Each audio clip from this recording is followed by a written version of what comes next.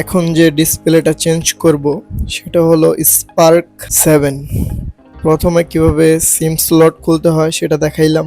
এখন ব্যাটারি খোলার সময় ব্যাটারি বাঁকা হয়ে গেলে কিভাবে সোজা করতে হয়। এটা হলো পুরান ডিসপ্লেটা, আমি খুলছি, চেক করতেছি যে কিভাবে খুললাম, এটা কি কাজ করে কিনা পরে, কারণ এটা তো নষ্টই। কাজ করছে, সুন্দরভাবে খুলছি। এখন মার্কেট থেকে ডিসপ্লে আনলাম। ক্রাউনের ডিসপ্লেগুলো যেগুলো অরিজিনাল, এগুলো আর কি তেল তেল হয় না, একদম স্মুথ, অন্যরকমই ফিল পাবেন ধরলে। হ্যাঁ, এটা চেক দিছি অনেকবার, এটা ভালো। ভিডিওটা এই পর্যন্ত যারা দেখতেছেন তাদের উদ্দেশ্যে বলবো, ভাই দয়া করে চ্যানেলটা সাবস্ক্রাইব করে দিবেন।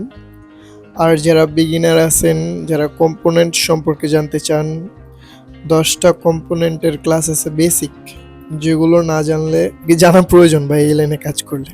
প্রথমে আমি সবসময় ডিসপ্লে লাগানোর আগে, আঠা লাগানোর আগে সবসময় আমি ডিসপ্লের যে প্রোটেক্টর গ্লাস এটা লাগাইনি, কারণ এটা লাগায় নিলে একবার ডিসপ্লেতে আঠা মাইরা দিলে তারপর প্রোটেক্টর গ্লাস লাগানোর জন্য 3 ঘন্টা ওয়েট করতে হয়, শুকাইলে তারপরে প্রোটেক্টর গ্লাস লাগাইতে হয়। প্রথমেই প্রোটেক্টর গ্লাস লাগাই নিলাম যাতে আমার ওয়েট করতে না হয়।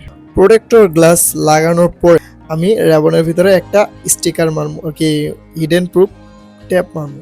র্যাবনের নিচে ট্যাপ মারার উদ্দেশ্য যাতে র্যাবনের ভিতরে আঠা না ঢুক। র্যাবনের ভিতরে ভাই আঠা ঢুকলে এই ডিসপ্লে উল্টাপাল্টা কাজ করে, কাস্টমারের কমপ্লেন শুনতে হয়, ভাই কি ডিসপ্লে লাগাইছেন উল্টাপাল্টা কাজ করে। ডিসপ্লে চলেই তো ওই র্যাবনের মাধ্যমে। হ্যাঁ, এই কাজ শেষে আমি ফ্রেমটারে চেক আউট করতেছি যে কোথাও কোনো কিছু আছে কিনা। আলহামদুলিল্লাহ, এটা সুন্দরভাবে পরিষ্কার হয়েছে। যত বেশি ফ্রেমটা পরিষ্কার করবেন সুন্দরভাবে, আর কি তত সুন্দরভাবে আপনার ডিসপ্লেটা বসবো।